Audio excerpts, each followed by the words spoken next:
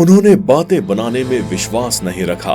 उन्होंने बैठकर सही समय आने का इंतजार नहीं किया। उन्होंने कभी अपनी परिस्थिति का हवाला देकर अपने सपनों को पीछे नहीं रखा। उन्होंने सोचा और खुद के दम पर अपना एम्पायर खड़ा कर दिखाया। बहुत बड़ा फर्क होता है सपने देखने में और देखे गए सपनों को पूरा करने के लिए जी जान लगा देने में। एक छोटी जगह और निर्धन परिवार से निकल इतिहास रचना हर किसी के बस की बात नहीं। किसी ने सच कहा है, आपका काम, आपकी मेहनत ही आपका परिचय देती है। प्रवीण झा इसकी जीती जागती मिसाल है। किसी ने सोचा भी नहीं होगा कि बिहार के एक छोटे गांव के निर्धन परिवार से निकल प्रवीण झा फील्ड ग्रुप जैसी बड़ी कंपनी खड़ी कर देंगे।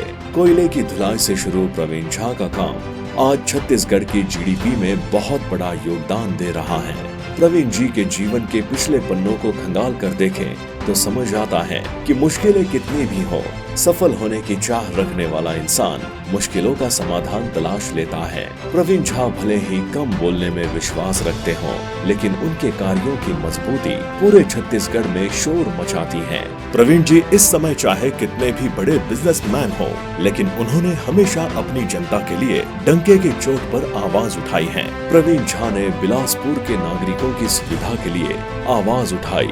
जो ट्रेन रायपुर से आकर बिलासपुर से सुबह 8 बजे चलकर रायगढ़ में 10 बजे पहुंचती थी, उसे फिर से शुरू करने के लिए प्रयास किए।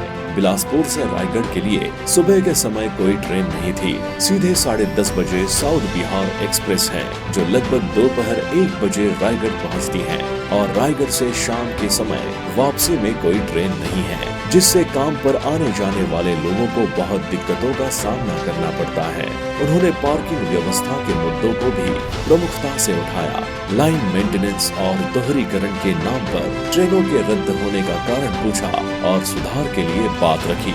जब प्रवीण झा ने बिलासपुर रेलवे स्टेशन का निरीक्षण किया तो उन्होंने गरीब यात्रियों की खाने पीने की सुविधाओं का अभाव पाया। 15 रुपए के जन आहार खाने को 33% बढ़ाकर 20 रुपए में दिया जा रहा था।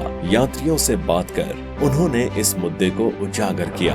प्रवीण झा कभी भी जनता के लिए कुछ करने से पीछे नहीं हटते। उनका मानना है कि जनता उनके लिए सब कुछ है। जो लोग उनके लिए स्नेह रखते हैं, अपना आशीर्वाद देते हैं, उन्हें कभी भी किसी परेशानी का सामना न करने पड़े, जिसके लिए प्रवीण जी अथक प्रयास कर रहे हैं। कोरोना काल में भी लोगों को दिक्कत न हो, उन्होंने 5 लाख रुपए छत्तीसगढ़ कोष में सहयोग दिया था। अपने काम से प्रवीण झा जी ने हमेशा साबित किया है कि बोलने से ज्यादा जमीन पर काम करके दिखाना जरूरी है।